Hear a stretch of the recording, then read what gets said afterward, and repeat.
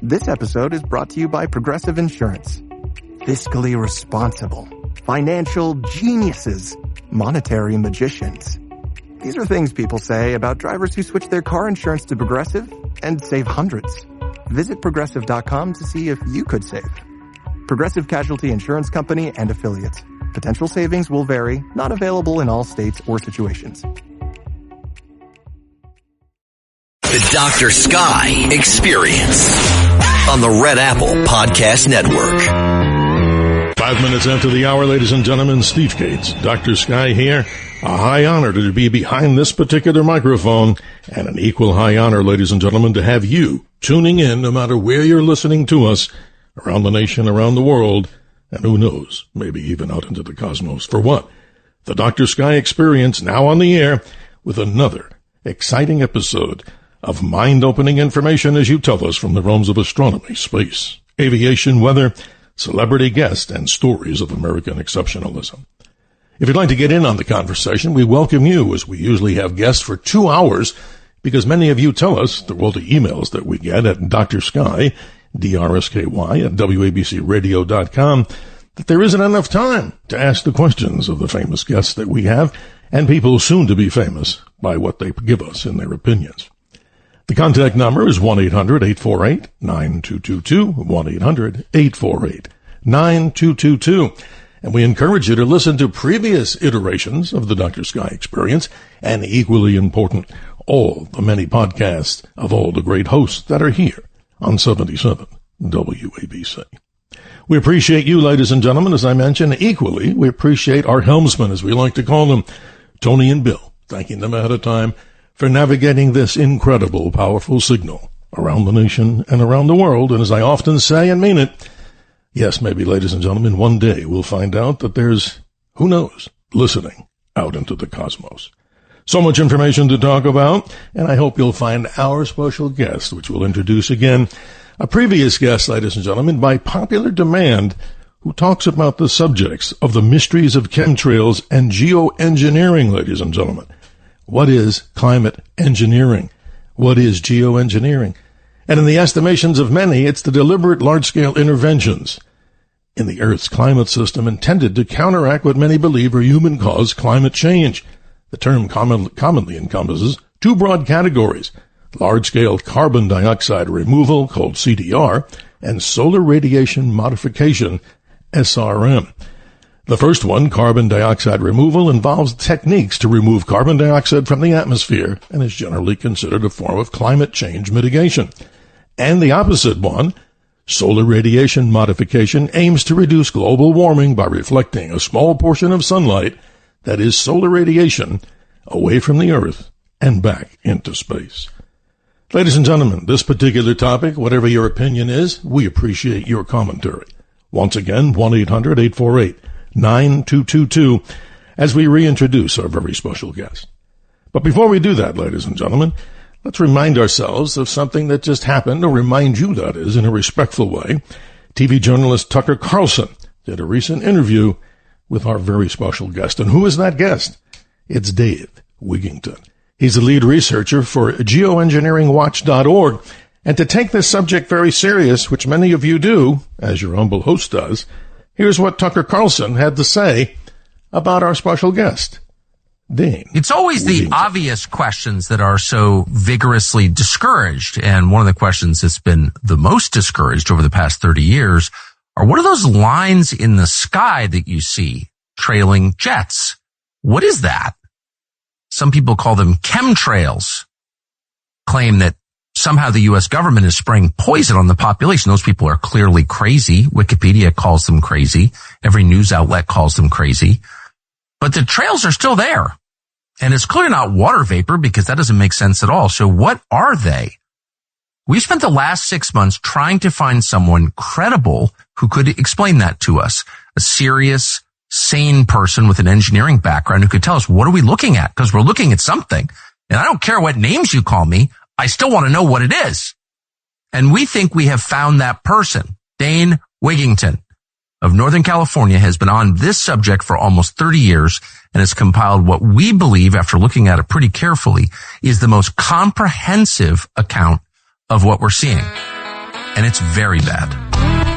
Our very special guest, ladies and gentlemen, talking about the mystery of chemtrails and geoengineering as we welcome him back. Good morning to you, Dane Wigington. Thanks for being with us on the Dr. Sky Experience. How you doing, sir, on the West Coast? Great, Steve. And again, thanks to you, to WABC, for your willingness to address this incredibly dire issue that far too few are yet aware of. Well, I thank you highly, and I saw the audience here through all the different emails that I've gotten. They said simply this, and if I can summarize so many of those emails, it would sound like this: "Hey, we never got a chance to ask your special guest questions. We have so many." So again, the microphone here is shared by you, myself, and more important, with the listeners of this powerful radio station. But tell me a little bit more about this interview with Tucker Carlson. I mean, people can, of course, go on to YouTube and watch the entirety of this. Was this about an hour of an interview, or am I giving you too little time on this one? How long was your interview with Carlson? It was Tucker Carlson? Over an hour, and I deep gratitude to Tucker for his willingness to address this issue. He's taken a lot of blowback for it, which we expect, to address an issue that the power structure and matrix media doesn't want talked about.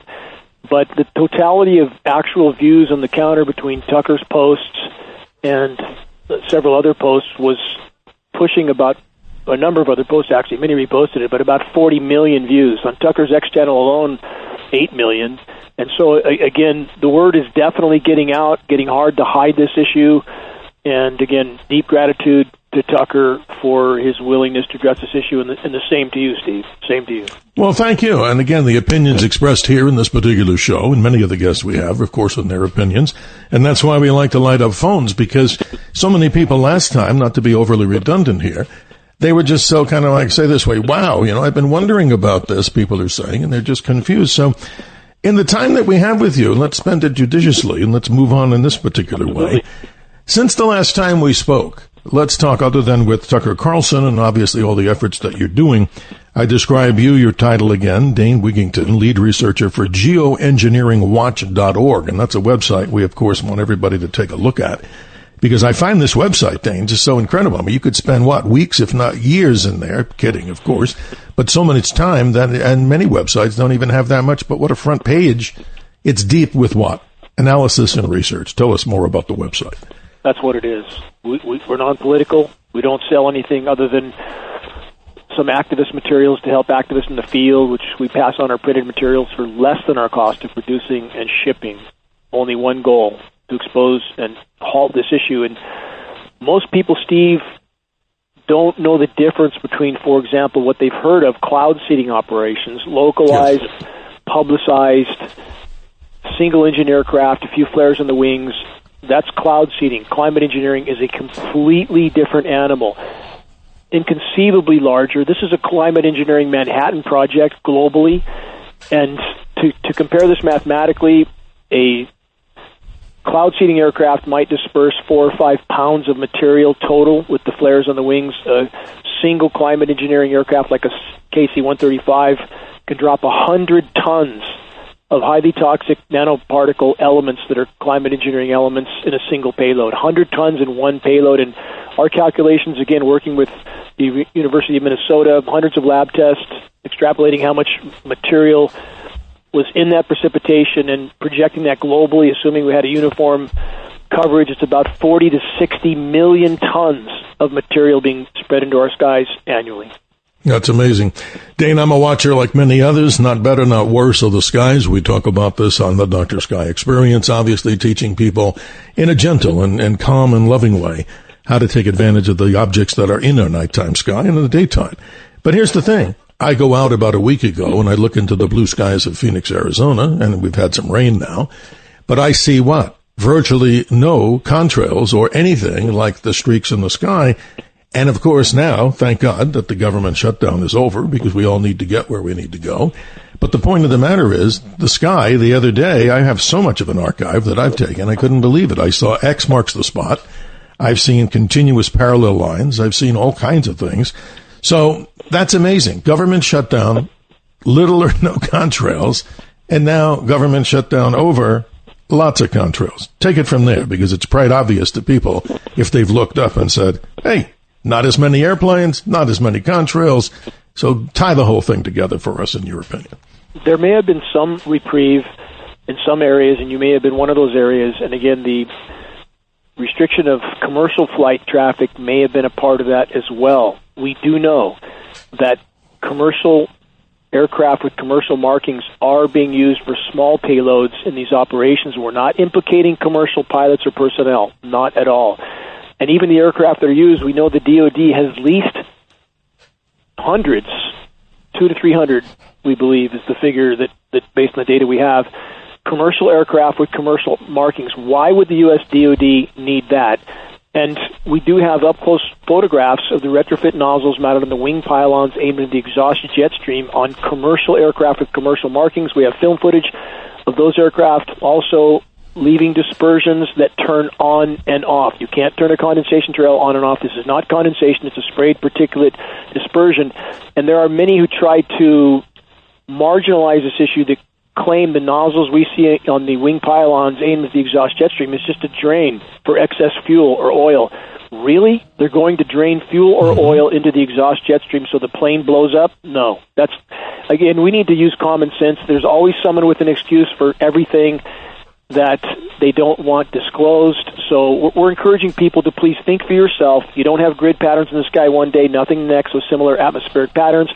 We know these aircraft routinely, the tankers, have their transponders turned off.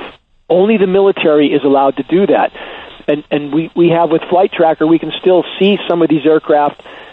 For example, on the West Coast, they're making giant loops up and down the coast. And we think that's a commercial aircraft, leaving these massive particulate dispersions. We have X patterns. We have ovals. The ovals are so tight, some of the loops that we see made, if it was a passenger aircraft, the passengers would be pinned to the window. Yeah, good point. And we, again, bottom line is we took a NOAA flying lab, as we discussed in our last exchange. We took a NOAA flying lab. It's in the Dimming as well, the documentary on geoengineeringwatch.org, to altitude, top scientists in it, sampled what these heavy aircraft were emitting, and we found exactly what we knew we'd find, starting with aluminum nanoparticles. And if anybody watches the Dimming, as you would have seen, Steve, the very beginning of that film is detailed diagrams of the patents for dispersion mechanisms on heavy aircraft. This is, we're talking. You're exactly right. And let me take the lead on something here as the host, and I want to do this, it goes to your side. Please. Ladies and gentlemen, a tutorial 101 on this very subject, whether you believe it or not. I at least encourage you, as Dane would, to go to geoengineeringwatch.org. The movie, the documentary, as we call it, The Dimming. I just completely finished it, as I promised you last time. I was, not too busy to watch it, but just I did watch it, and that's exactly what I wanted to share with the audience. That you can make up your mind, ladies and gentlemen, of what our special guest, Dane Wigington, lead researcher at geoengineeringwatch.org. And comments and questions. This is why we have this particular forum here on the probably most powerful of many stations here and around the nation, of course, and proud to be sitting again behind this microphone at 1-800-848-9222, 1-800-848-9222. So the interesting part about this, Dane, is, you must be flooded with all kinds of, emails, and just to let people know ahead of time, how do people reach you if they want to? Is there a special way, of course, on the website that they can leave comments or questions? Yes, admin@geoengineeringwatch.org, and that's the email at the contact cursor on the homepage of geoengineeringwatch.org. So it's admin@geoengineeringwatch.org. And we do our best to keep up with communications now that this issue is blowing out into the open and people are beginning to realize the totality of cataclysm that's been wreaked on them from these programs. There's so many communications coming in, we're having difficulty trying to keep up, but we will do our best. And if anybody finds any data that they think we should see, I'll welcome that as well. Do you welcome actual images and videos? I would imagine you would, for people who want to show you the perplexity or complexity of some of these big contrail images that they're seeing. They can send that over, I gather, or just add photos and files to their email. Anything that's exceptional, we keep extensive files, but if it's something very exceptional that's been captured, we always welcome that, certainly. Sounds good. And ladies and gentlemen, if you just thought we were going to be talking, chemtrails, this is obviously a very important subject, not only to Dane, but to the world, I'm sure. But we're going to get into subjects like this, weather modification, HAARP. That's something that many people have heard about. in the past, engineering wildfires, engineering droughts, forest modifications, and obviously to be so bold, talking about the concept of directed energy weapons and things of that nature. But let's stay back with chemtrails before we go in about 5-10 minutes to the bottom of the hour break. This is interesting. You're describing some of the things, the particulates. Let's get into what people should be concerned about, in your opinion, about particulates that are being, in your words, being sprayed from altitude down here onto planet number 3. Well, again, this is where we really get to the core of the issue is what do we do with the time we have? Should we focus on the greatest priority that we face from an existential standpoint? And I would argue rationally the answer must be yes. If our head was on fire, we would ignore a stubbed toe or a skinned knee, right? We would need to put our head out. Right. This is the biggest hole in the bottom of the boat. There's nothing that these programs don't affect negatively. So we're talking about a plethora of toxic elements. We know this from lab testing, hundreds of lab tests literally all over the country and many more from around the world. Aluminum, barium, strontium, manganese, polymer fibers, surfactants, graphene. And Steve, I don't know if we mentioned this before, but have you seen during certain rain events, you see a lot of foaming rain, maybe running down? Yeah, I have. Actually, you're right. I have seen this. I've seen it on my vehicles. I mean, that's where I've seen it. Right. Surfactants. And the surfactants are also in the frozen precipitation also. The reason for them using surfactants is it helps to keep the particles from coagulating together and forming a larger particle, which is going to, of course, descend from the atmosphere faster. So that's the stated purpose from a patent standpoint of surfactants. And on the snow or the frozen material, literally it's like soap-soaked snow. It's a very different composition than historically, naturally nucleated snow. And I know this firsthand. I grew up at the base of the San Gabriel Mountains in Southern California. I've done a lot of navigating in the snow. This is a completely different substance. And people who thought they knew how to drive in snow now don't. We see massive pileups everywhere. That's interesting.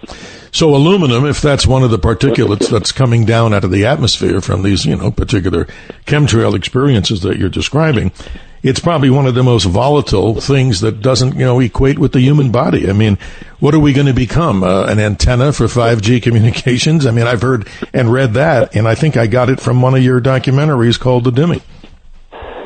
It is. This is, again, the gravity of this can't be overstated.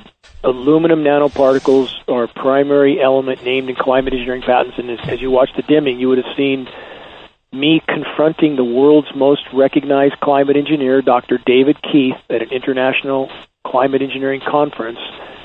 And at the end of his symposium of pushing for the dumping of tens of millions of tons of aluminum nanoparticles into the atmosphere. Why would they use aluminum? Because it has a high albedo, reflectivity, and a low coagulation rate, so the particles don't clump together as much as other particles, so there's seemingly no consideration of the consequences. So I confronted Dr. Keith at a room full of 100 researchers and media people. They allowed about 3 questions. I was one.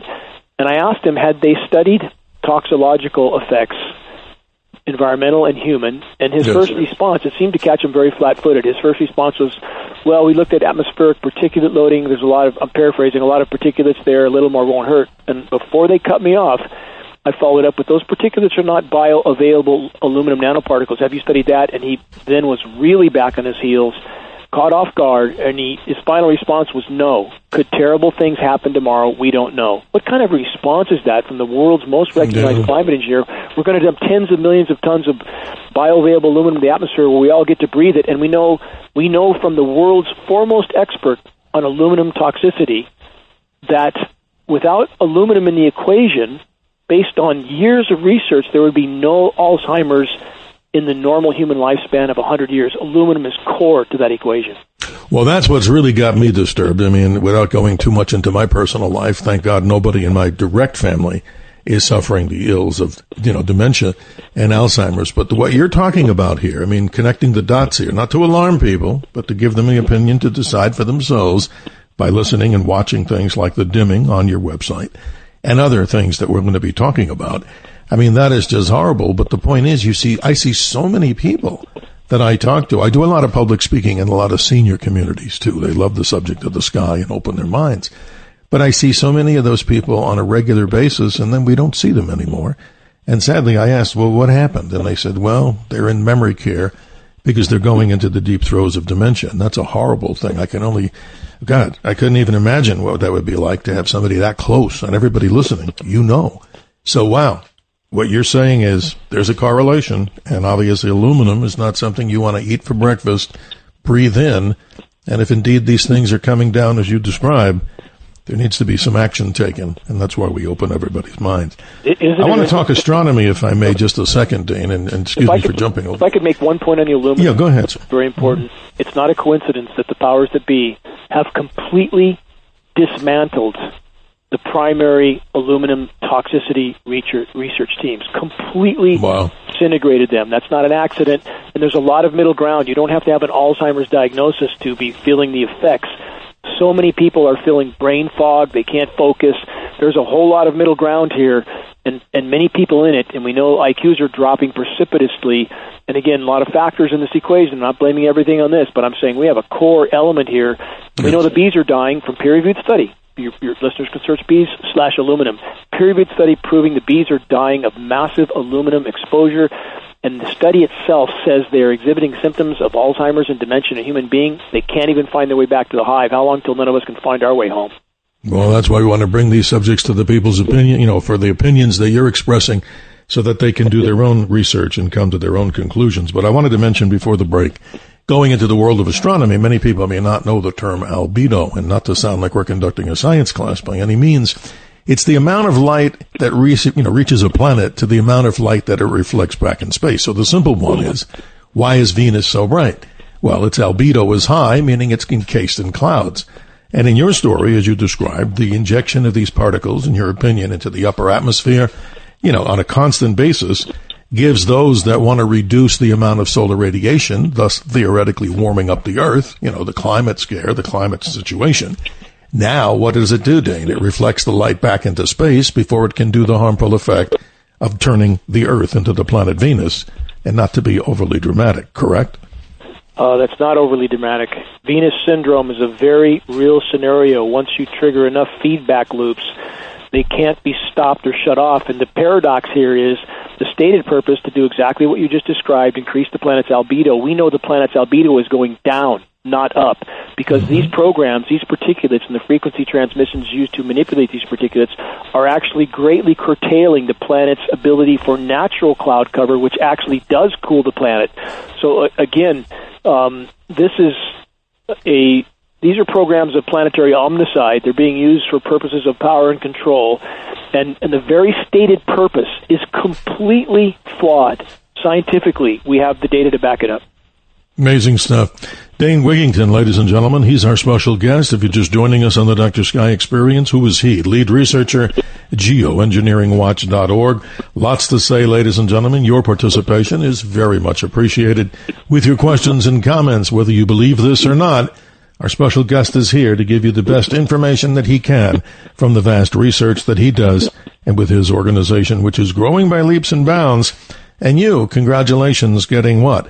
The attention of a TV lead television journalist, Tucker Carlson, on this very, very subject, because as he described, they searched, those are the words of Tucker Carlson, they searched for somebody who had the credibility, in his opinion, that's Tucker Carlson, to talk all about this very important subject.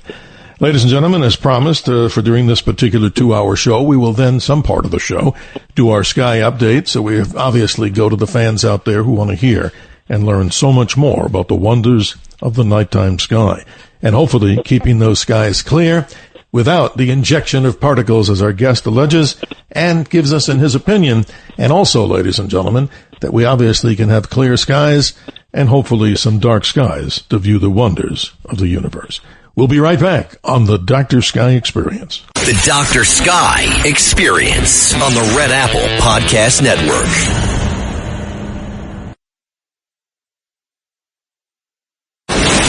Dr. Sky Experience. Entertaining and informative on the Red Apple Podcast Network. Extraordinary claims requires extraordinary proof. The words of the late great Carl Sagan, ladies and gentlemen, as we continue at 31 minutes after the hour on a show, folks, that we appreciate you, the listeners. And in just a few moments, as we see, the phones will be lighting up, or they are lighting up, I should say, positively. A very special guest if you're just joining us right now, no matter what you're doing, as we move into this very sacred day. Some 62 years ago, of course, the sad assassination, a cruel and despicable act, President John F. Kennedy assassinated. And a little look-see, our next program as we move on to Saturday midnight into Sunday morning, a very special guest for 2 hours talking about what the latest revelations are, what's hidden behind the walls of the Congress and the government on the story of the assassination of President John F. Kennedy and who was responsible. But for now, another phenomenal guest, Dane Wigington, lead researcher for geoengineeringwatch.org. You know, I really appreciate this, Dane. It's so good because we say on this program we're going to open up our minds about the many mysteries. So please continue on the chemtrails. I mean, in your opinion, who specifically is doing this? I mean, do you have a direct finger pointed at the Air Force, the whoever, the other world aircraft manufacturers? Who? Tell us, in your opinion, where the focal point of this is. Well, there's no question for anyone who digs deep that all roads lead to those who print the money. They control militaries, thus they control countries, and we would argue the data is very clear on this, that whoever's center stage, the top politicians, top elected officials we see are not those in control. They're not those who control the levers of power. So all roads lead there. And this is why those in any administration, I don't care what their political stripe is, they will not address this issue. They absolutely, positively will not. And we had, for example, we had statements from Lee Zeldin. I think we might have discussed that before. And we did. RFK Jr., and that they're going to address this issue. They've done nothing but regurgitate official denial. And here we are. And again, what we're asking at geoengineeringwatch.org, not to believe us. Never ask that. We're asking people to actually do some real research. We've done it already. Just examine it and use your sense of reason. Look up and ask questions. And we have the entire global climate science community and every government around the world discussing the need to immediately put jets in the sky to spray particulates to block the sun. But then they pretend that we're not really seeing what we're seeing. It would look just like that, they tell us, but that's not what that is. And again, the mountain of material that's raining down on us, in fact, that's something that really would be worth addressing right here to add to this, again, to express the gravity of every breath we take, what's in every breath we take. And we know this because our testing has proven it conclusively.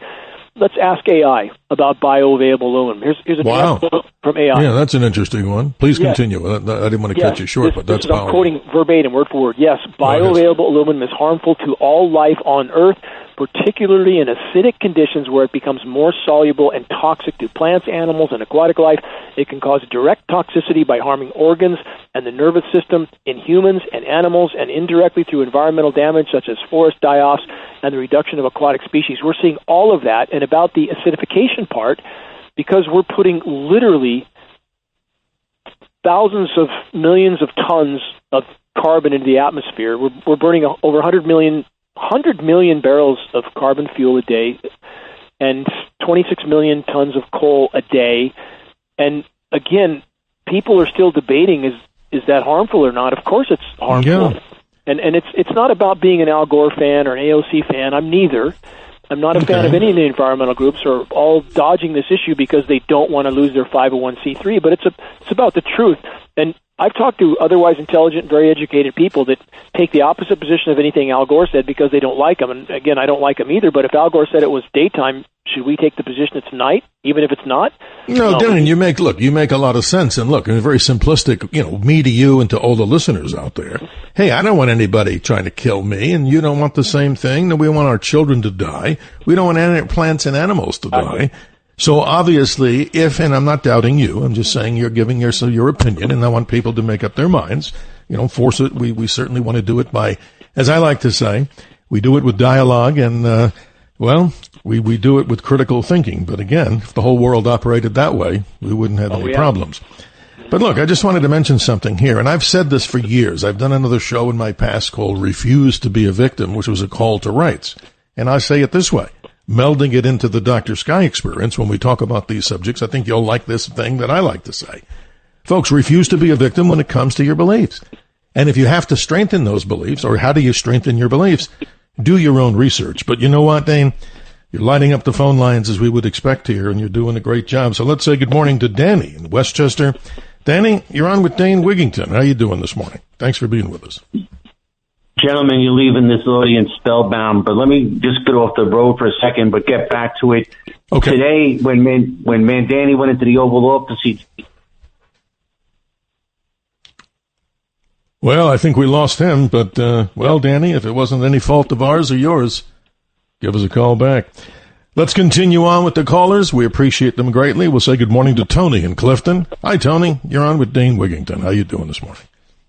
Good morning, gentlemen. You know, this topic really is important. I think when you look at the Northeast, we've seen, and I'll just make my comment brief. We've seen have a little time. Heavy downfall, drivers trapped in, rainstorms in 23. We've seen Hurricane Ida. For the Northeast, we've had just horrible storms in just a short amount of time, a lot of rain. And people were getting killed in their cars. Cars were getting swept away. A little unusual for the Northeast. And you think of Hurricane Ida, Hurricane Sandy. So that combined with the drone experiences that we've been having in the Northeast. Oh, yeah, Tony, yes, absolutely. It really makes people think that something's going on. And that's my thought for tonight, because, you know, we really aren't sure. We were never sure about the drones, so our backs went up on that one. Is there any connection with all of that? I don't know, Dane. You're our special guest on all of what Tony's saying. She always brings up, by the way, Dane, some very interesting topics to add to the conversation. Call, Tony. We can't know unless we were there to try to track any other forms of aircraft. What we do know, what we can say with certainty, the most engineered patch of dirt on planet Earth is the eastern half of the U.S. lower 48, and the most consistently chemically cooled region is that region. That's the most populated portion of the United States. So since 2012, literally, this is from a departure from normal surface temperature map. I'm not guessing, I'm not speculating. Yes. The only blue patch for 13 years is the eastern half of the U.S. lower 48, and that's not nature. It's not a coincidence. It's the largest air force in the world, the largest geoengineering fleet in the world that's keeping the most populated portions of America chemically cooled. So you have these whiplash scenarios of temperature where it's literally 80 degrees one day and maybe 40 degrees the next day, back to 80 the day after. Those cool downs they're from chemical ice nucleation for weather modification. Those are patented processes. They're chemically cooling the cloud moisture, creates a cold, dense layer of air that descends to the surface, so you get this literal whiplash drop of 30, 40, sometimes 50-degree temperatures in a day. It's a very penetrating cold. It's an unnatural cold. Again, it's chemically induced with endothermic elements. So, these circumstances in the Northeast are unique to other places. Tony and Steve, do you remember all the hype about the Boston snows in 2014? Not precisely, but I know about a few things that I've been going through with temperature changes, but please educate us. It was heavily hyped. I mean, every night you saw sensationalized media about all the cold in Boston snows. In the middle of winter, what did they not tell you at that time? They didn't tell you that 14,000 feet up in the Sierras, there was nothing, no snow. Wow. So, again, that's what we discussed last time, I think. The blizzard in New Orleans, January 21st of this year, blizzard in Florida, blizzard in Gulf Coast, with the record warm Gulf of Mexico moisture. How does that happen? Chemical nucleation.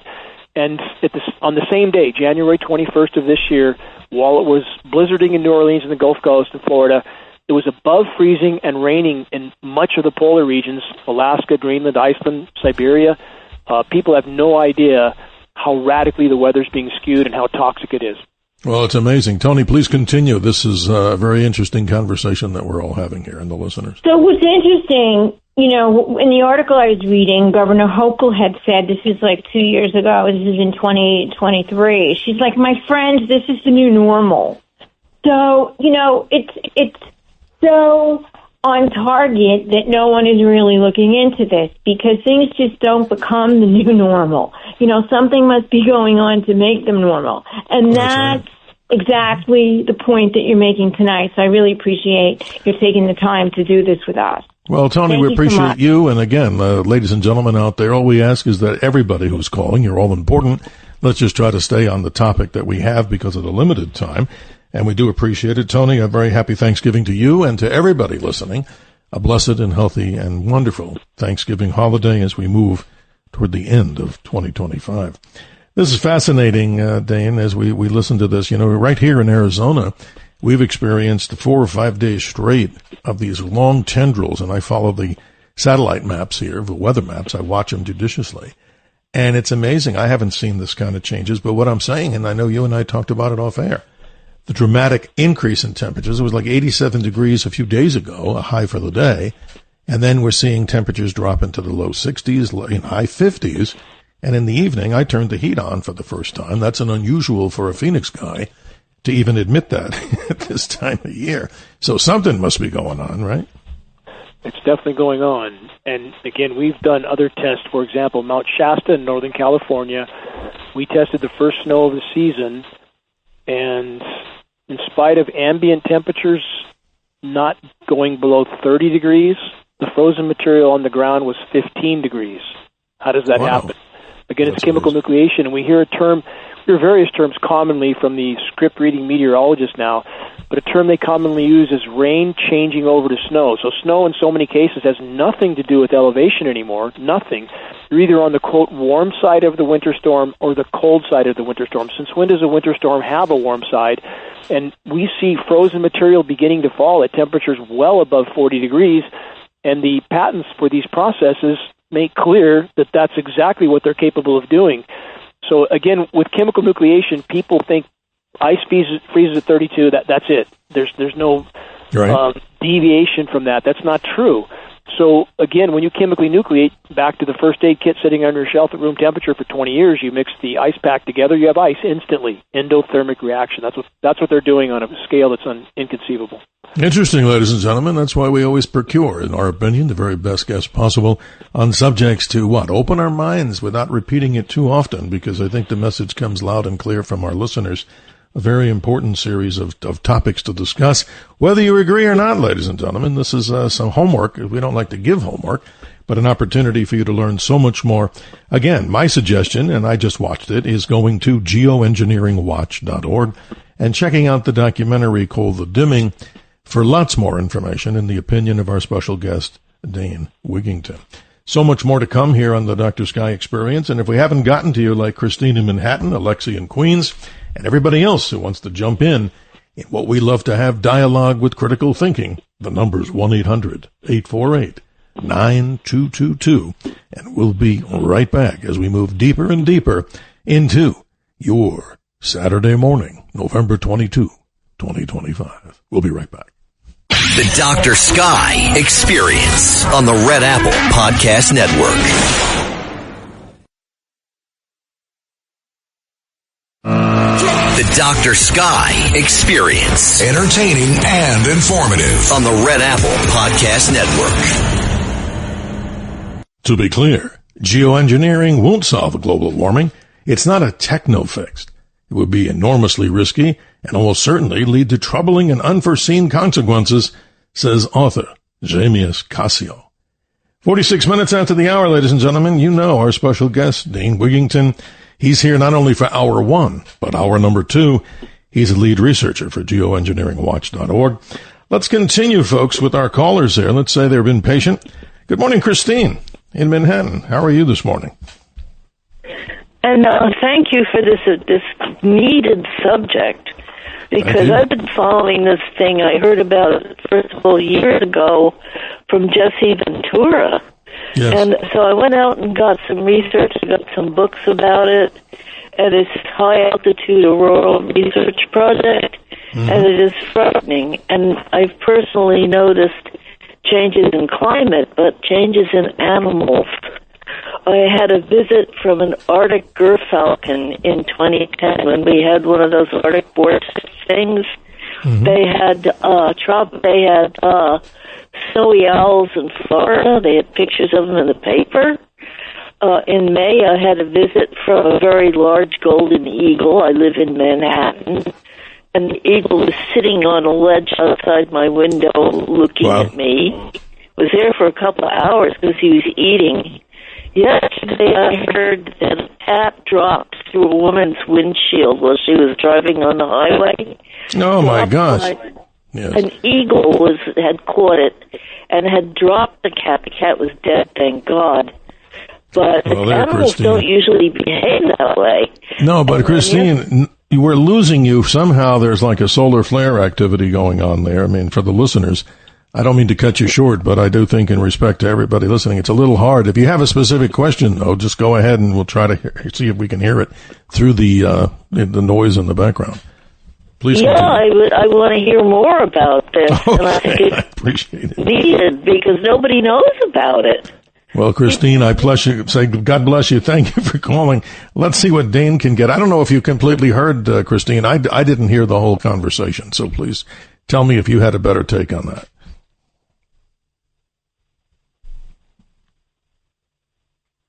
So, Dane, I don't think I heard you either.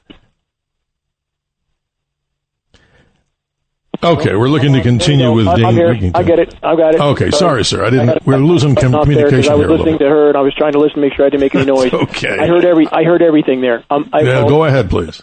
I caught everything about the wildlife. What Christine mentioned is absolutely true across the board. Wildlife migrations, behavior is becoming incredibly erratic. I live in the middle of a wilderness. There's literally about 2,000 square miles of wilderness around me. We formerly had bears in our front yard. There's deer everywhere. We had fleets, waves and waves of geese flying over during the migratory periods. Nothing now. Nothing. I see bear scat in the woods occasionally, and I'm out in the woods trekking in remote areas a lot. But the migrations of the geese, for example, Steve, they're gone. They're not here. And again, how could we not see a crash when we know right now, today, statistically, global insect populations down 80 to 90%, terrestrial and aquatic? How can that not be headlines everywhere when we're seeing on some matrix media sources whatever drama they've drummed up for the week, aside from the political theater, and nothing about, the planet's life support systems and the entire web of life is circling the drain. Nothing. Yeah, I hear you. So thank you, Christine, for your comment. Yeah, thank you, Christine. I'm sorry we had a little solar flare activity or something. The telephone, I couldn't hear her at all. But let's move on from here. Thank you for calling, Christine. I hope that Dane, answered your situation questions that you had brought to us. Let's say good morning to Alexi in Queens. Good morning, Alexi. How are you doing this morning? Yes, good morning, Dr. Sky, and good morning to your guest. What I'm curious about is two things. First of all, how does one remove this particulate? In other words, if I want to obtain a device, a machine that will allow me to breathe the regular air without science the particulates, what do I need? Some micropore filter, or how do I do it? And secondly, who in the United States government is behind this, backing this to the hilt? Yeah, good question, Alexi. I wish I knew, but I think Dane has better answers to this. Dane, this is powerful stuff that Alexi brings up. Let me back into this. First, these programs can only operate with core control from the U.S. DoD, Department of Defense, DARPA, and other agencies. We have government documents, Senate documents, some hundreds of pages long, 800 pages long, that list various governmental agencies that are involved in one form or another. They're all compartmentalized. They're all being told that these programs are something necessary, something for the common good, something to keep the planet from superheating. None of that is true. We know these programs are being used for weather warfare purposes, and psychologically, again, when you have a population that's confused about what to believe in regard to the state of the climate, and they see a blizzard in New Orleans, they don't believe anything Al Gore says. And that's, again, part of these programs. When you can engineer these flash cooldowns, many people forget that it was 80-degree record high the day before. They forget all about it. So it's a way of keeping the populations confused and divided as to the state of the climate while waging weather warfare. They can and have been for decades wreaking havoc on populations in adversarial countries and in the U.S., and then blaming nature. That's what's so valued by these operations, by those in power. It's their crown jewel weapon. They can bring populations to their knees without those populations ever even knowing they're under assault, and they can blame nature.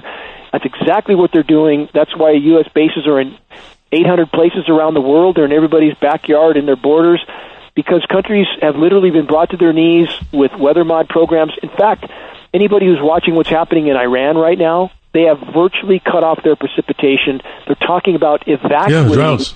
That's amazing. Exactly. Evacuating Tehran with a population of 10 million. There's literally no water. And we've had the leaders of that country in particular, and I'm not condoning any culture or country, but I'm saying it's no wonder they're not fond of Western powers when we've had the leaders of that country on the floor of the UN on film on the record stating NATO powers were cutting off their precipitation. This is going back decades. Right. It's not just geoengineering. It's geopolitical. But I want to just jump in here. Alexa, you get the last word with the good comments, then questions that you were trying to bring forth. Please continue.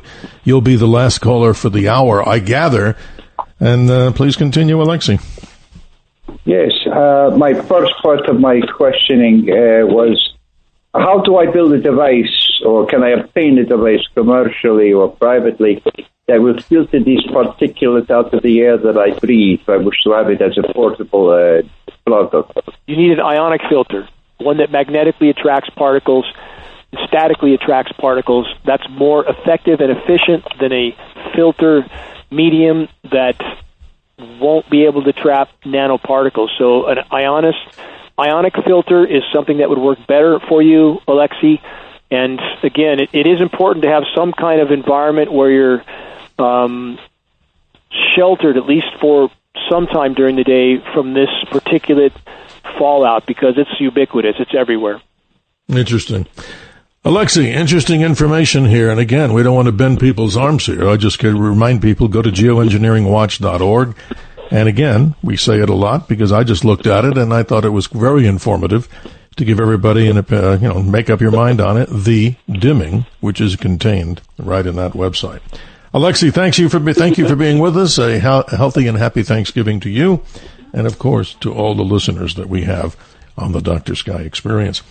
We've got a few more minutes before the top of the hour, Dane. But what I'd like to do in hour number 2 is move forward, unless you have some other outstanding information that you want to end off on chemtrails, because I'd like to get into a subject that I'm so fascinated about and had many times interviewed some people on the project, which we call HAARP, the acronym for High Frequency Auroral Research Program. That to me was quite amazing. But any other closing comments on the whole subject here of chemtrails, at least in this hour 1? No, only to state that these two branches of this issue are inseparable. The frequency transmitters and the atmospheric aerosol dispersions are part of the same overall operations. And there are other forms of frequency transmitter networks, the NexRad network, that are also used to manipulate the storms, their trajectories. So there are different forms of transmissions for different purposes. Very interesting. In the few moments we have to the top of the hour, we'll just jump in with our sky update that many of you out there email me and say you appreciate. So here, rapidly moving to the skies and beyond, we find, ladies and gentlemen, the moon was at its new phase on the 20th, and then we have this opportunity to see, if you're looking to the west-southwest, hopefully with clear skies, this most amazing thin crescent moon as it continues to wax in the sky. The moon moves on to first quarter by the 28th, and that's a great time, in Dr. Sky's opinion and others. If you have a pair of binoculars or a small telescope, look along the light and dark line on the lunar surface. We call it the Terminator, the best shadow relief you'll ever see. And no, you will not see the lunar landers that were there from the Apollos, but being serious about it, you will be able to learn the entire map face of the moon, the many beautiful craters. For planets, high up toward the south at sunset, you'll see an object with the naked eye in the clear sky. It's Saturn. Over 850 million miles away from your eye, a telescope will reveal a knife-edge little ring as we move through the ring plane. And then the magic of Jupiter. Don't miss this one, ladies and gentlemen. As you look into the northeast sky by about 11 p.m., and maybe that's what you're doing now, as this show, of course, goes all over where the skies are dark, that big bright object that you see into the northeast is Jupiter, the most magnificent of all the planets, coming to opposition, or its best, in early January of this year. And if you're an early morning riser, low into the southeast before dawn, as the sun rises later and later, you find the planet Venus, the goddess of love and beauty. How was that, Dane? I think that was pretty informative for what's above the clouds, right? Absolutely, it is. Yeah, and absolutely. Beautiful things that you can see. Again, on the Venus scenario, yeah, go ahead. Might not know all things being equal, with Venus's proximity to the sun, I believe the calculation is that it would be about 20 degrees warmer than Earth, all things being equal. But Venus, we're told, consensus is underwent a runaway greenhouse effect, and even with its albedo being 2.5 times that of Earth, it's still, 900 degrees on the surface. So the very premise of climate engineering to increase the Earth's albedo, which it's not doing, and we are literally on track for a scientific scenario called Venus syndrome. Your listeners can look that up, geoengineeringwatch.org. Yeah, we don't want that, Dane. We don't want any Venus syndrome in our neighborhood. No, and we certainly have you as a guest to enlighten us on so many other things, ladies and gentlemen. So in hour number 2, we continue with Dane Wigington, and he's going to talk about so many subjects, from the subject that we talked about, HAARP. We'll introduce that to you. Engineering wildfires, engineering droughts, forest modification, and even a subject as obtuse to maybe many out there, one of the most incredible concepts called directed energy weapons that we've heard about. What about those Maui fires? And what about other things that go boom into the night? Amazing subjects to come here on the Dr. Sky Experience as we move from hour 1 to hour number 2. Don't touch that dial. We'll be right back. The Dr. Sky Experience on the Red Apple Podcast Network. The Dr. Sky Experience on the Red Apple Podcast Network. 6 minutes after the hour, ladies and gentlemen, as we move through time and space rapidly, hour number 2 of the Dr. Sky Experience is here, broadcast around the nation, around the world, and as I say many times, confidently, I'm sure, with the power of this signal, out into the deep parts of the universe. To get in touch with us here with our special guest, always the contact number, 1-800-848-9222, 1-800-848-9222. As, of course, Friday night here on the West Coast, ladies and gentlemen, and still deep into your Saturday morning, we welcome you to Conversations. A high honor to be behind this microphone, and a high honor, ladies and gentlemen, to have you tuning in and being part of our family, the Dr. Sky Experience. From hour number 1, if you're just joining us right now, our guest is Dane Wigington. He's the lead researcher for geoengineeringwatch.org, talking about a plethora of subjects from chemtrails, now weather modification, HAARP, engineering wildfires, engineering droughts, forest modification, and maybe even a touchy subject called directed energy weapons. Dane, thanks for staying with us. I appreciate your time greatly. So I want to talk about a subject here that I've had some guests on in previous shows, and I thought they were fascinating. Nick Begich, who was the brother, as you know, of, I think, the then senator from Alaska, he had a book out about angels don't play, the HAARP, I guess, and it was about a subject called the HAARP, High Frequency Auroral Research Program. Talk about this HAARP thing and how it relates to what you study at geoengineeringwatch.org. Well, this is a core component of climate engineering operations, and the manipulation of atmospheric pressure zones is what an ionosphere heater like HAARP is capable of doing. HAARP is the most powerful installation. Actually, there's one now in Norway that may supersede it, and these installations are in many locations. There's one even in Antarctica. There's about 100 or more or less of these installations, various forms, various designs. But again, this is literally to experiment with the life-supporting atmosphere of the planet with unknown consequences. So what HAARP is capable of doing is transmitting 3.6 million watts of power to the electrically charged ionosphere, and it causes an electrical chain reaction, superheating that layer of the atmosphere, which causes that layer to expand up and down. The downward push is inducing a high-pressure heat dome, and we hear that term all the time now, and this is not scientifically disputed. The patent holder himself, Bernard Eastland, stated this clearly on the record. In fact, there was a Discovery Channel documentary called Owning the Weather, which you can't find anymore, that went over this. But again, this is literally a covert weapon of mass destruction that's being passed off as a benign research facility. It's anything but that. Wow. And just to give our listeners a little bit of education on the science side of it, and you're doing fine, but the astronomical side, many may know that when the solar flares that we've just had over the last week or two, some pretty intense ones, from a relatively, small sunspot group, it obviously, this particular layer of the atmosphere is, some say, 50 miles to 380 miles high.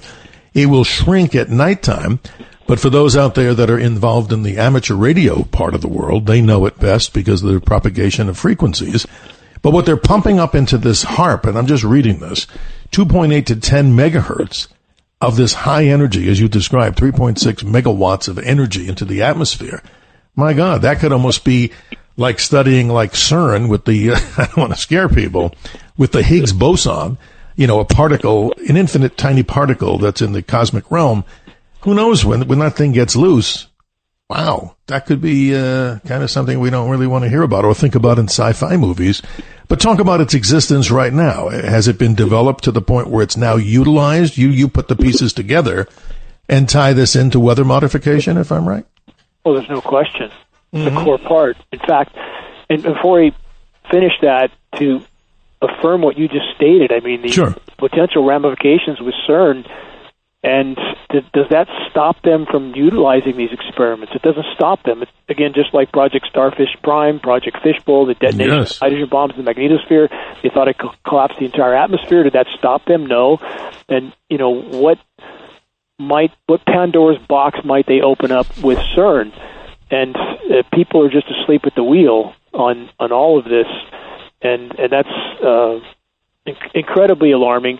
On the manipulation of the pressure zones, again, if we look at this it's like looking at the front of a car engine where you have pulleys, some of them spinning clockwise, some spinning counterclockwise as the fan belt wraps around all of it. So in the manipulation of high and low pressure zones, a high pressure zone in the northern hemisphere spins the upper level winds clockwise around it, low pressure zone counterclockwise. And we see an incredible manipulation of atmospheric wind patterns, which helps them to steer moisture patterns. And we know this because of the length of time, or ahead of time, that they can predict what the weather will be. And again, about the weather forecasts, we know Raytheon and Lockheed Martin, private defense contractors, Raytheon and Lockheed Martin, neck deep. In fact, I believe Raytheon owns the HAARP patent right now.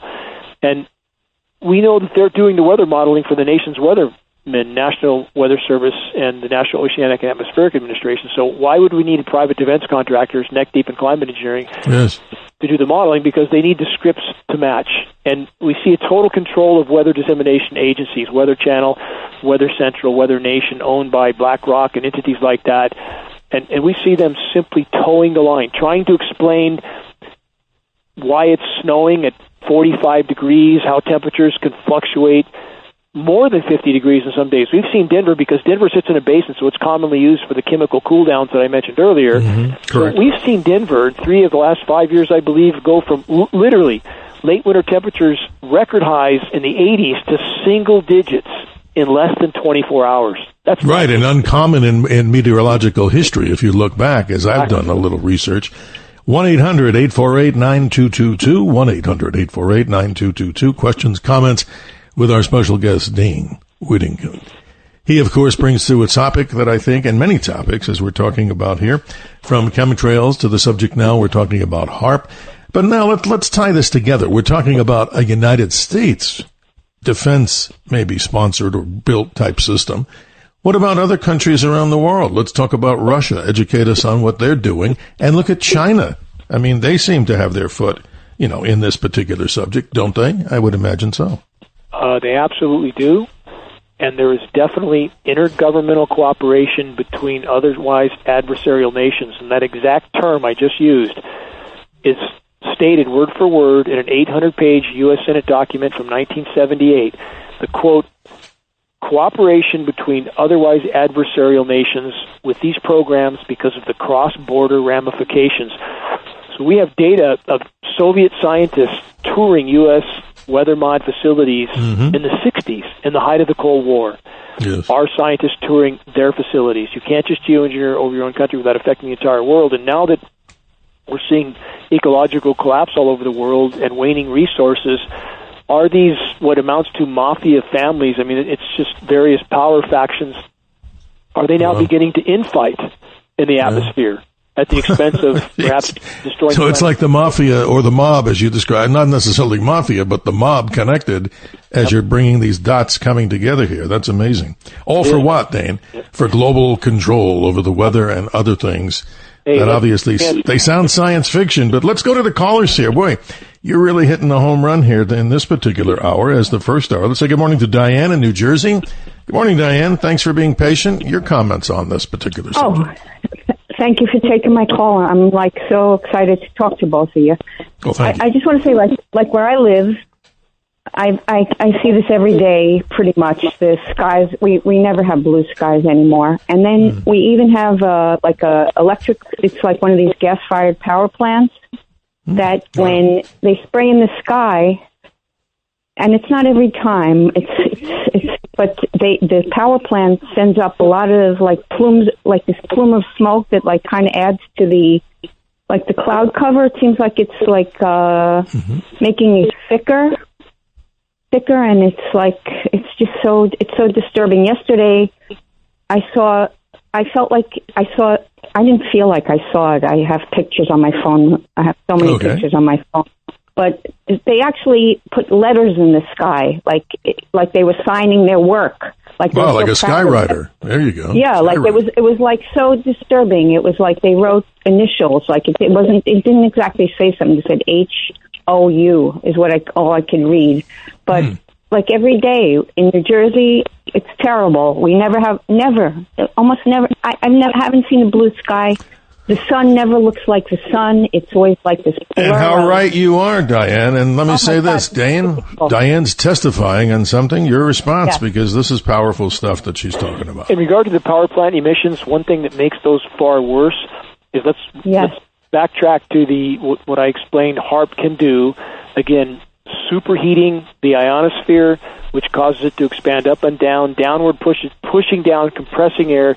It keeps that power plant emission from rising and dispersing and pushes it back down on the surface.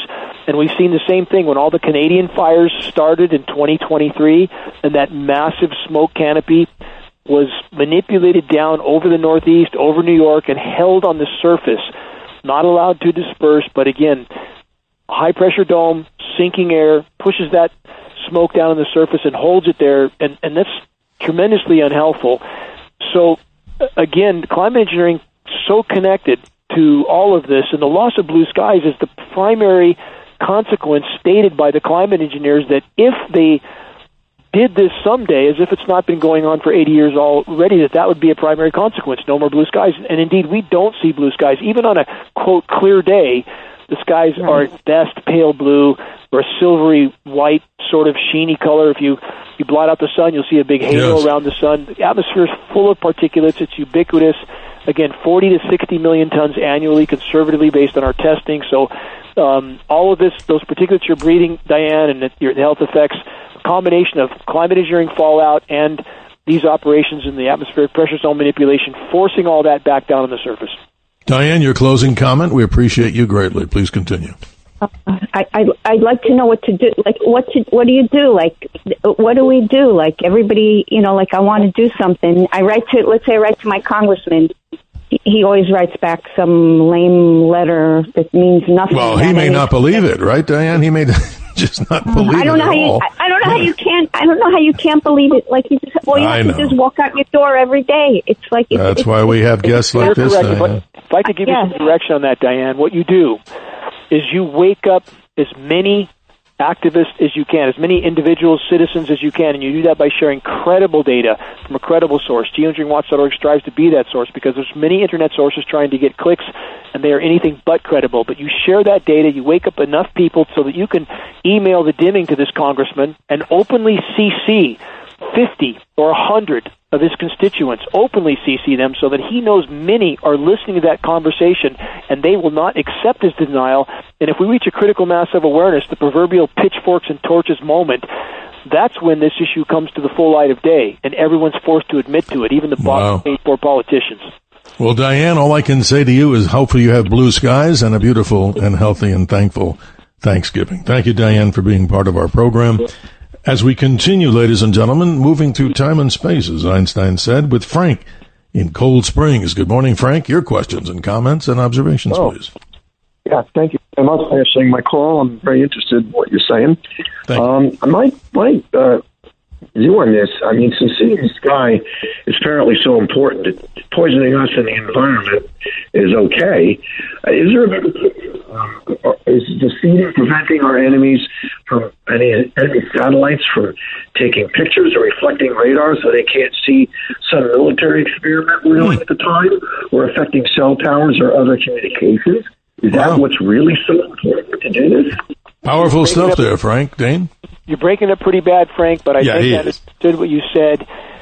There are certainly many layers to what's being done in our atmosphere. The ionizing of the atmosphere, making it more electrically conductive for over-the-horizon radar, communications purposes. There are many layers, but we definitely know with absolute consistency of these operations over, for example, agricultural regions, or to engineer the kind of events that I mentioned in New Orleans and Florida, the blizzards and so forth. There's a primary weather warfare component in these operations, and I refer back to the video, 30 seconds long. It's the beginning to the geoengineeringwatch.org weekly radio broadcast, commercial-free. It's posted on geoengineeringwatch.org, geoengineeringwatch.org every week. First 30 seconds. Film footage, President Lyndon Johnson in 1962, then VP, stating on the record, we had the power to control the world's cloud layer then, and he who controls the weather controls the world. So what's going on over our country isn't some foreign adversary doing something to us that our government doesn't know anything about. That's what many in our government would like us to believe, but that's not the case. Clearly, nothing goes on in our airspace without our government and military knowing exactly what's going on, and our military brothers and sisters that are participating being told they're doing something necessary, something for the common good. Couldn't be further from the truth. And we need them, as we just saw some of our congressmen state, and now there's a lot of blowback from that, and I'm sure you've seen this, Dr. Sky, that they stated to our military brothers and sisters that they should not obey. Oh, yeah, absolutely. That's the most ludicrous thing I ever heard of. I mean, that's going to start a lot of division, and even though it's another subject for a political discussion, well, these are lawful orders. They're claiming they're not, so who knows what can happen? I mean, the whole breakdown of continuity of the government, that's a strange thing for the military.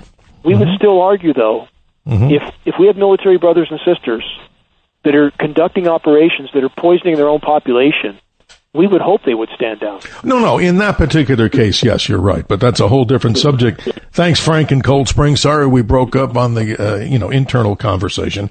Well, let's move on. Let's say good morning to Anthony in Long Island.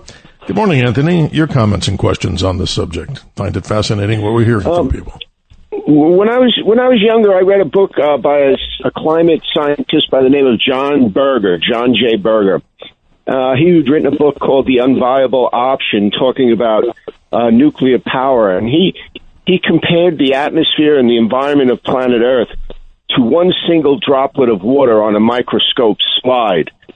So nothing is ever added to it or taken away. It's that one single droplet as it floats in outer space, which is basically, of course, it's much more complicated than that dynamic, but the degradation of our environment, nothing gets in and nothing gets out. It's like a giant water balloon, or could be compared to even a light bulb or a vacuum tube. About a fishbowl. Planet Earth's environment. But what I'm getting at is that breached nuclear containments, as they spew their byproducts into the environment, are far more detrimental to the longevity of our existence, as is the introduction of aluminum into the atmosphere. And what I do believe that they're trying to do with HAARP and these processes, they're trying to, or they are already, I do believe that they have the ability to harness the electrical energy that's in the atmosphere. That's correct. And so by tweaking the environment, it allows them to tap into, I think it was what Nikola Tesla had initially developed. But perhaps you can just discuss those: fracking, nuclear waste. Well, let me jump in here before we go to Dane on this. No, Anthony, I don't mean to cut you short. I just want to add something to talk about how precious the atmospheric layer is, which we call the troposphere. Let's take an average apple. You had it in your hand. The atmosphere that's usable, this troposphere, is the thinness of the skin of the apple. That's how precious this is, as what Dane is talking about. But go ahead, Dane. We only have a few minutes before the bottom of the hour. But Anthony, I appreciate you're really coming in on the the side that we want to listen to as far as critical thinking on stuff. Thank you for that. Go ahead, please. You're completely correct, Dr. Sky, on how thin the atmosphere is. The example we use at geoengineeringwatch.org, atmosphere is as thin as a layer of paint on a basketball, so similar comparison with you on that completely. Whatever other experimentation may be going on, and likely there is other experiments as a part of these operations, we have a very direct cause and effect that is a form of weather warfare and psychological warfare, again, to confuse and divide the population as to how much damage is actually done to the planet while continuing to conduct these operations at the same time. So this is an Occam's razor equation.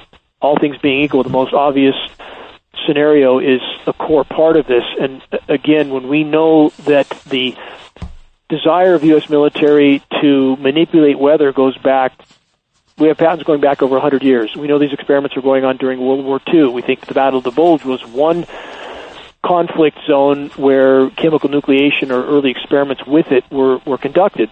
So, again, there are likely many layers, but we try to deal with the biggest, most verifiable, most inarguable building blocks of this issue so that we can bring it to the public's attention. We're all part of a grand and lethal experiment. If it continues, we're not going to be here long. That's simple. Well, Dane, you brought up something very interesting, just to let everybody know. Occam's razor, in my own opinion, suggests what? The more suppositions a theory requires to be true, the less likely it actually is. Correct. So very well said. But, Anthony, are you still with us? You get the last word as we try to give everybody a fair chance to respond. Oh, sure. Thank you for the opportunity. I was going to say, nuclear power and nuclear waste, fracking, I do believe fracking was initially developed in the 1960s by Halliburton, by just happens to be, for injecting the amounts of, every year a nuclear reactor needs to be refueled, a third of the fuel. So over the 40 years of the licensing of a reactor, they're adding more and more depleted uranium, and they continue to store it on site. They have no place to put this stuff. It's all staying in our environment. Well, we have one place we can put it, and some genius in the Pentagon figured out what to do with that, to make ammunition out of it, depleted uranium ammunition. Yeah, DUI or DI, whatever. The DU they spread all over the Middle East with a radioactive half-life of 4.5 billion years, i.e. forever. In regard to, let's tie this to climate engineering. Now that we have a damaged atmosphere because the ozone layer, based on actual readings that we have conducted with state-of-the-art equipment and one of the world's top experts, we're near functional collapse of the ozone layer, so now we're much more susceptible to a large CME, coronal mass ejection, or a solar flare. If we have a Carrington-sized event and we have grids shut down around the world, we have nuclear power plants that then can't cool themselves. Now we have Fukushima times 100 or 200, game over. So again, climate engineering inseparable from all of this. Well, gentlemen, I appreciate you. Anthony in Long Island, thank you for your insightful commentary and opinions. And ladies and gentlemen, if we haven't gotten to you, like Joaquin in Pennsylvania, Jerry in New Jersey, Tony in Liberty, New York, stand by, that is. We'll do our very best to get you on the air with our very special guest, Dane Wigington.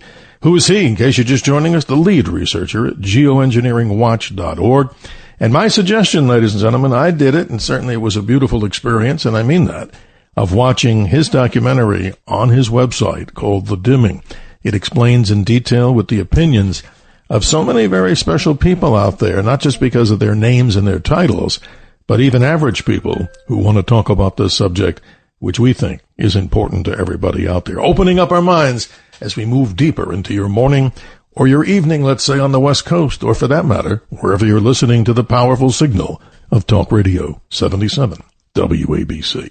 1-800-848-9222, and we will be right back. The Dr. Sky Experience on the Red Apple Podcast Network.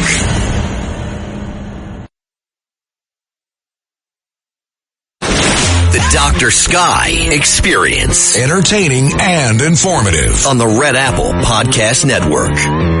Geoengineering, the deliberate large-scale manipulation of the Earth's climate to offset global warming, is a nightmare fix for climate change, said Jeff Goodell, author. 31 minutes after the hour, as you heard, ladies and gentlemen, refuse to be a victim when it comes to your beliefs. And through shows like this, we believe we're succeeding in getting the message out. No matter what your opinion is, at least it opens up our minds. Continuing on, as we have Dane Wigington, he's with us, ladies and gentlemen, to the top of the hour. Let's say good morning to Joaquin in the beautiful state of Pennsylvania. How you doing, Joaquin? Good morning. Hey, good morning, gentlemen. It's a pleasure to speak with you again, Dane. You know, I think that this whole thing is that they're creating climate change so that they can propagate that agenda to take total control and basically hand everything over to the globalist agenda, the World Economic Forum. And that seems to be the only explanation for all this. Well, I would in my opinion. It's much more complicated than that. What we would hope people would do, from whatever their perspective is on the climate or state of the climate, we all agree this should stop. If we focus on that, we can build bridges instead of burn them. Again, we would argue it's not just a this or that equation. It's a this and that. Any form of human activity that affects the energy balance of the planet, its former energy equilibrium, is a part of the problem. So again, this is a complex issue, but the intentional intervention into the planet's life support systems for the purposes of power and control is a definite death sentence. We need to focus on that, and we're encouraging people, again, from all sides of the fence to unite on a common theme, and that is, how can we have any legitimate discussion of the climate from any perspective without first and foremost addressing this issue? Joaquin, closing comment from you, please. And the other thing, too, is that, you know, it's just amazing that a lot of people just, you know, want to see it relegated as being conspiracy instead of opening up their eyes and seeing what actually is reality. Because I know they're driving truck for all these years. Every morning I came across, you know, from New Jersey into Pennsylvania, you could see the sky is crosshatched. And I noticed that these things tend to happen mostly early in the morning and late in the afternoon. And also, I noticed a couple of years ago that the snow I'm in the Poconos, and the one time it snowed, I happened to notice that it just had a strange bluish hue to it. Yes. There's polymer nanoparticles. We've seen the same blue color in sediment runoff areas. And again, that's a part of the issue. Now we know from peer-reviewed science study that human organs, brains, placentas, hearts, are showing up with copious amounts of polymer, micro, and nanoparticles in them. So it's not just plastic decomposition in the environment, because scientists at Rensselaer Polytechnic in New York that we worked with on our atmospheric testing identified manufactured particles. That means it's not just decomposition. It's showing up in all of us. Well, Joaquin, you bring up some memories for me, just to go on a personal note, of the many days we spent when we were younger at Lake Wallenpaupack and also at a place called Skytop. So I'm very familiar. You bring back memories when we talk about that and the location and watching the hatch patterns in the sky. Thank you, Joaquin, and you have a happy Thanksgiving, too. Appreciate your time. Let's say good morning to Jerry in New Jersey. Jerry, you've been patient. Your comment or question as we continue to move through space. Hey, good morning. I'd like to ask Dane one question first, and then I had one comment when they ask him about. Dane, just coming up with a hypothetical and only your opinion and just your best guess, not based on facts or anything, you know, so that we don't get in any trouble, for liability with anyone. You mentioned BlackRock. Now, I'm just want to know what your best guess is hypothetically, someone such as or like a BlackRock, just hypothetically, what would be the main one or two reasons that they would want to do it? Could you give like a hypothetical concrete example of how they would benefit? Like walk us through one of them? Interesting, Jerry. We're talking about core components of the power structure that controls money and resources. And controlling populations is certainly a component of that. And for weather dissemination entities, they need the narrative to match. If you have narratives that are all over the board with weather, quote, forecasting, because so many are trying to do it without the climate engineering component calculated in, it wouldn't be hard to figure out that something's very wrong. So again, with entities like that, it has always been I would argue, a core objective to control narratives, to control agencies and entities that would be key to operations like this. And we have interesting circumstances happening. For example, with the Weather Channel, we have their former top modeling specialist. His name was Nick. I can't think of his last name. Okay. But his car accelerated to terminal velocity. His modern computer controlled car accelerated to terminal velocity in the Weather Channel parking garage, splattering him all over the wall. And he's the person in the position to most shine the light on these operations, and his family made it clear on the record that there's no chance he would have committed suicide. We find that interesting. So, again, if there was nothing to hide with these entities, why would there be an illegal federal gag order on all National Weather Service and NOAA operations? So, again, I think these corporations that are connected to everything nefarious in one form or another, to think that they're benevolent somehow, I would argue is not a rational conclusion. Jerry, you get the last word, and appreciate your comments. Okay, so I guess what I'm looking for is I'm not questioning you whether there's validity to that. I guess that I'm trying to get a little. You gave us a very good macro synopsis there. That was very clear what you were saying, and I understand it. Mm-hmm.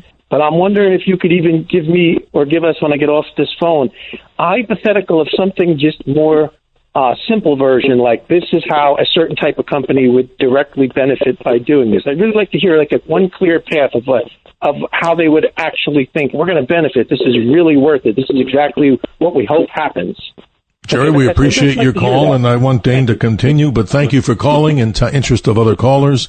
But I would appreciate, Dane, your response to Jerry. If we're talking about benefiting, i.e. profit margin, we're talking about companies that are either directly or indirectly connected to those who print the money. They don't need profit margins. They don't need tax revenues. They print whatever they want for whatever they want.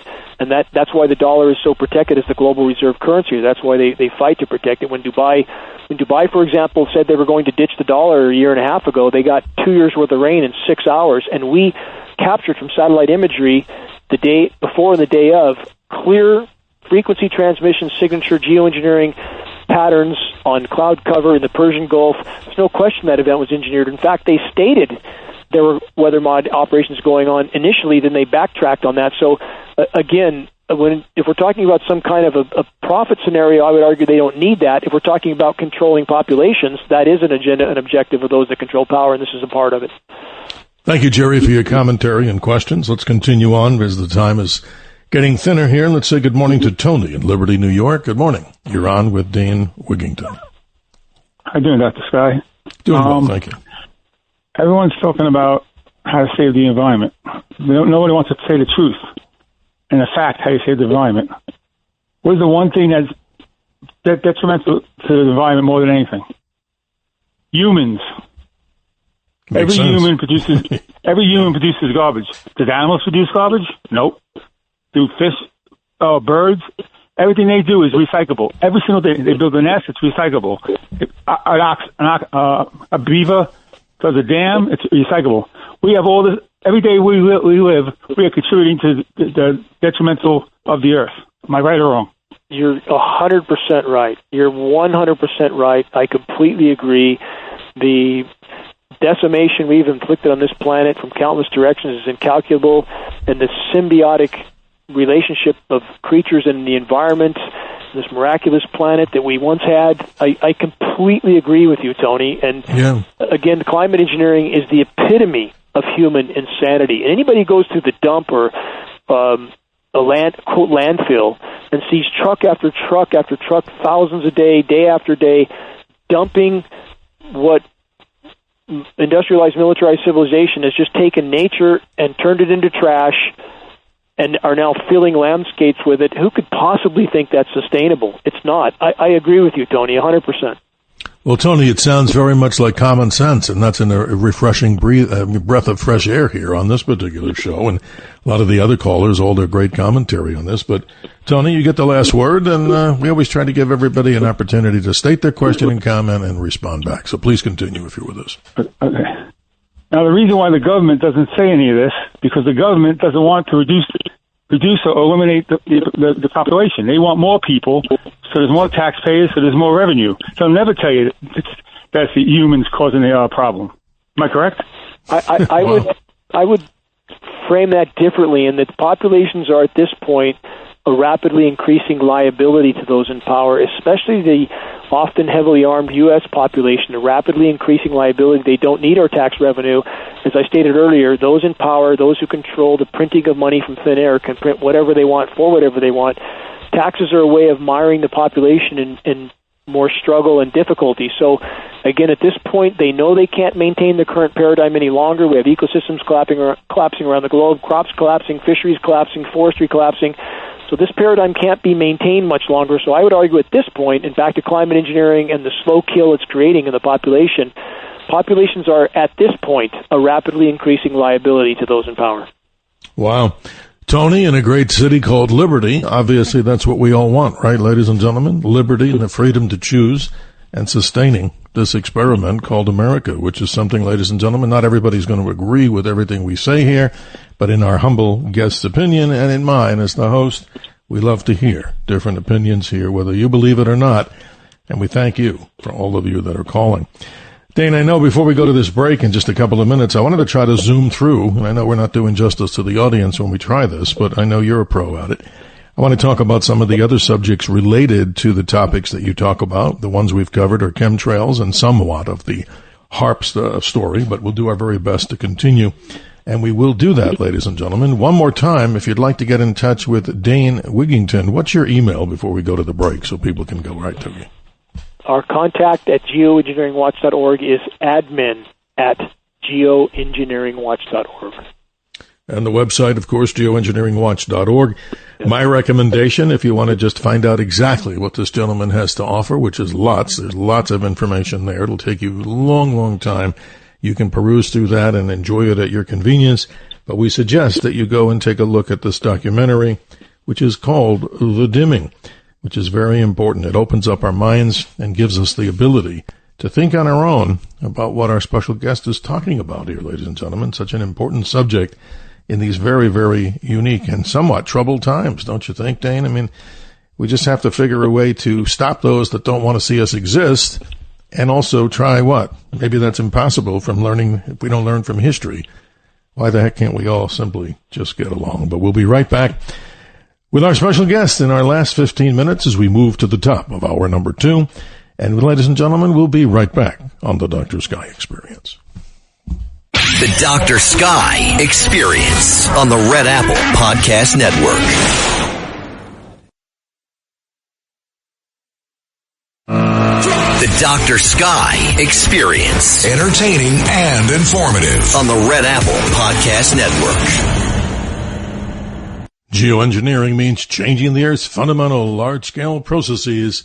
An interesting quote from Yet Unknown as we move through time and space, 46 minutes after the hour. Ladies and gentlemen, we're going to do our very best to get as many of you on the air right now. Let's say good morning to Michael in Minnesota. You're on the air with Dane Wigington. How are you doing this morning, Michael? Shane.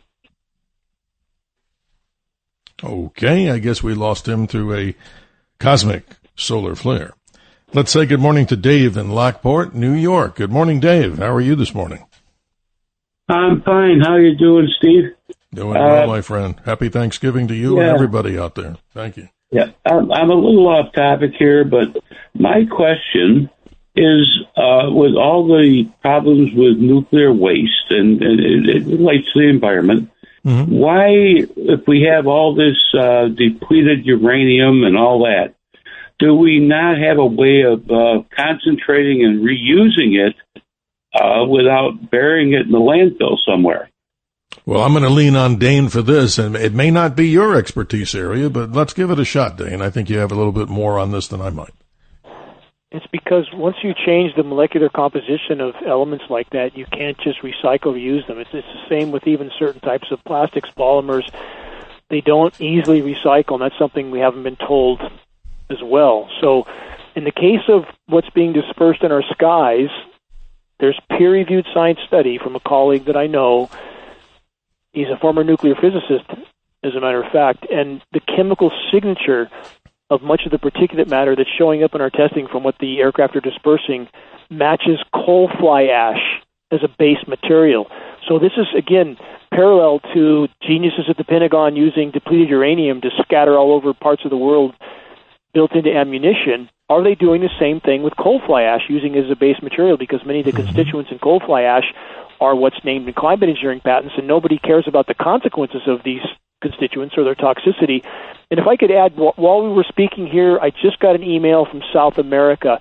I think it's relevant here. It's very short. Okay, go ahead, please. Sure. in South America, Peru. They are doing it here also.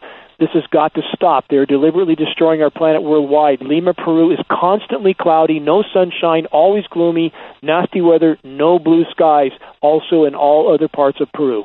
How about that? Wow, that's amazing.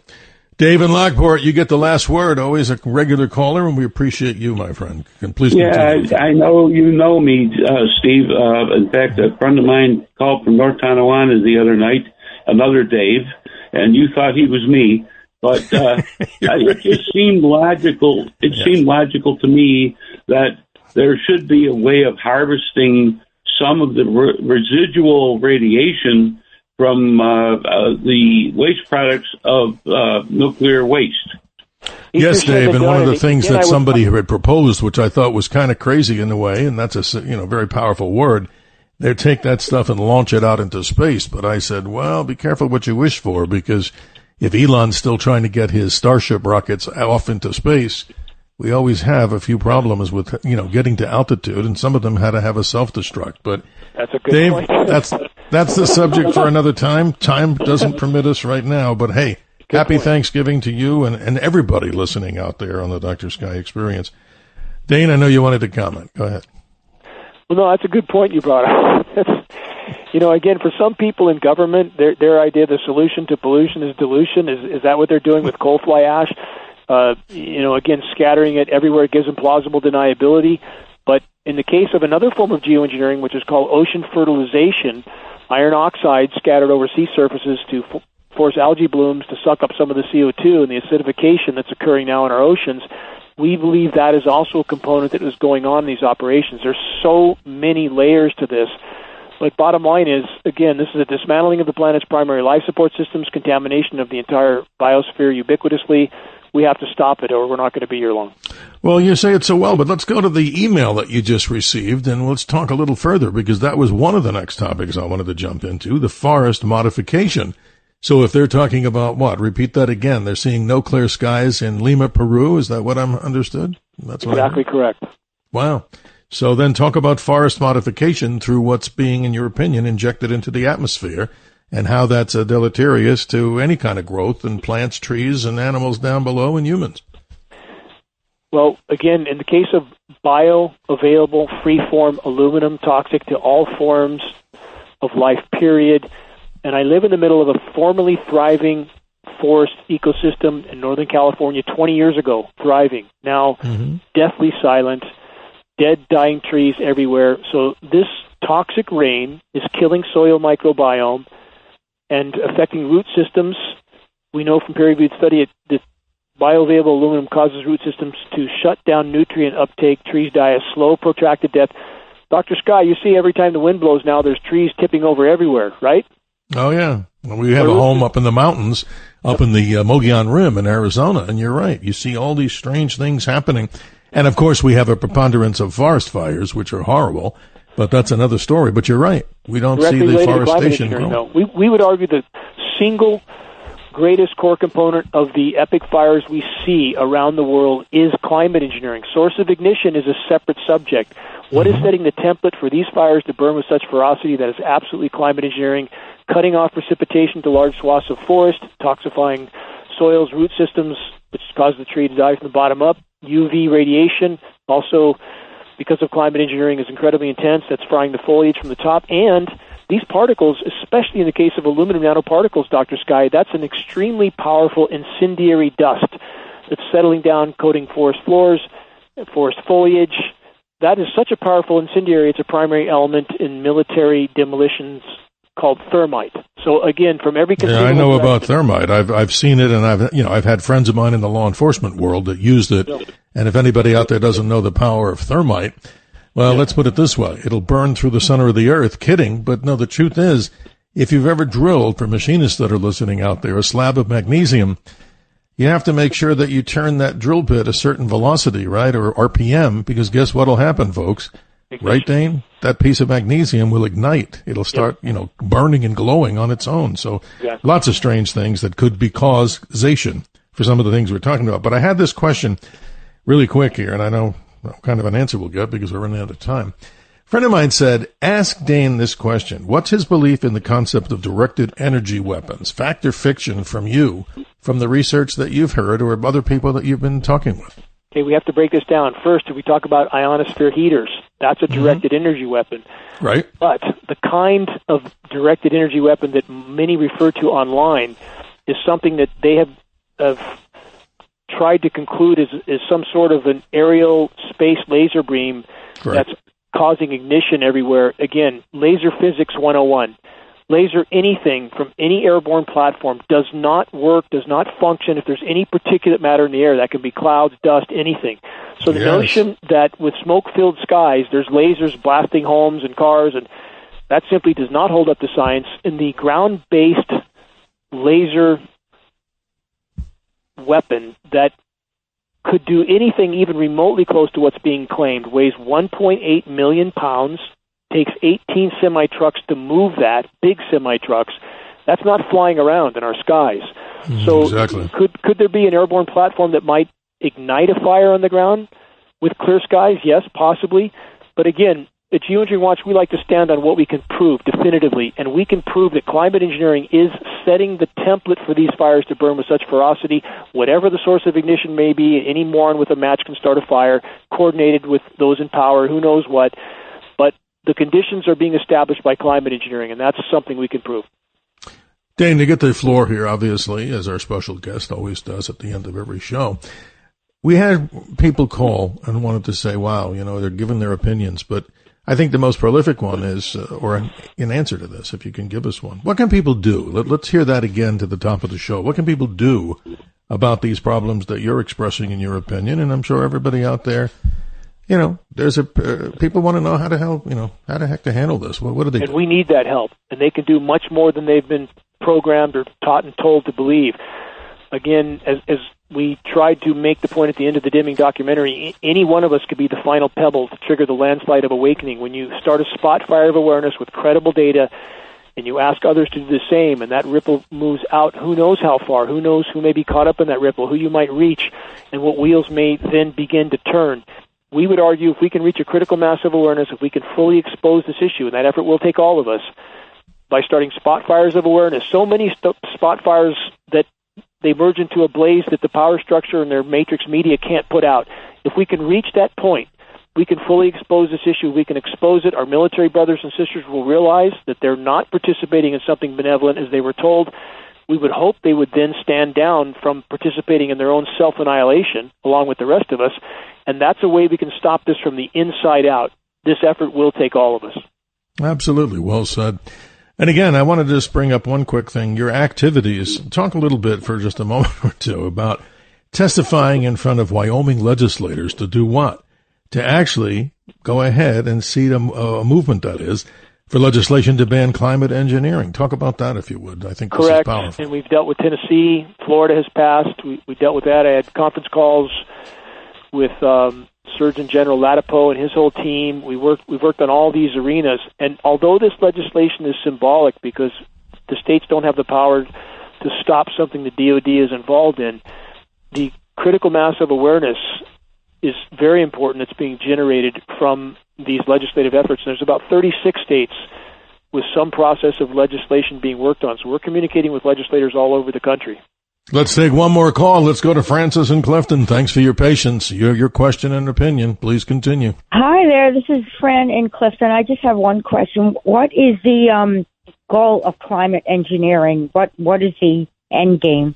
Again, you have the stated purpose, which is solar radiation management, stratospheric aerosol injection, cloud albedo enhancement, to put light scattering particles into the sky to block some of the sun's incoming thermal energy to cool the planet.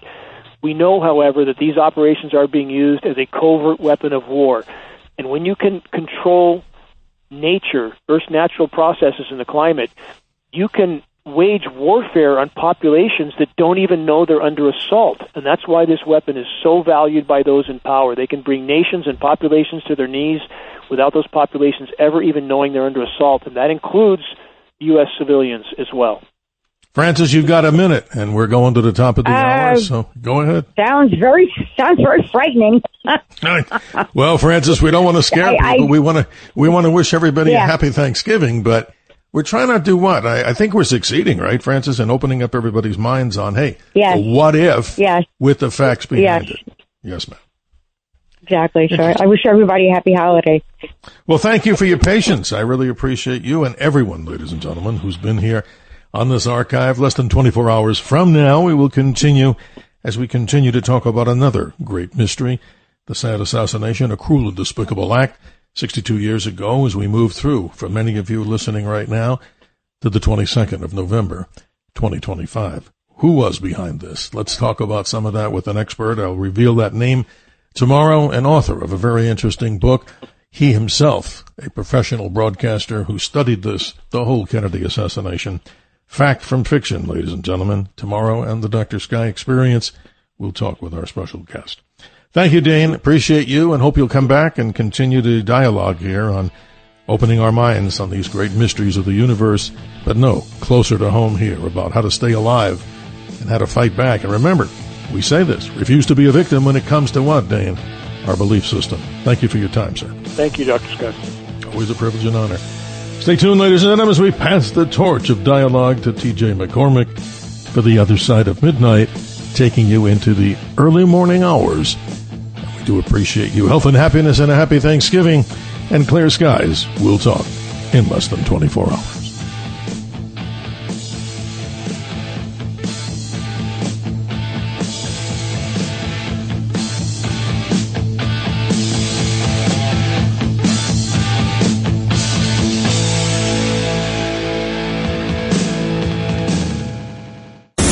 Thanks for listening to the Dr. Sky Experience. You can hear the Dr. Sky Experience Saturday mornings, midnight to 2 a.m. If you like the podcast, share it with your friends and listen anytime at WABCRadio.com and download the WABC Radio app. Hit that subscribe button on all major podcast platforms. Plus, follow WABC on social, on Instagram, TikTok, Facebook, and X. See you next time for a new episode, so you never have to wonder, what the heck is going on here?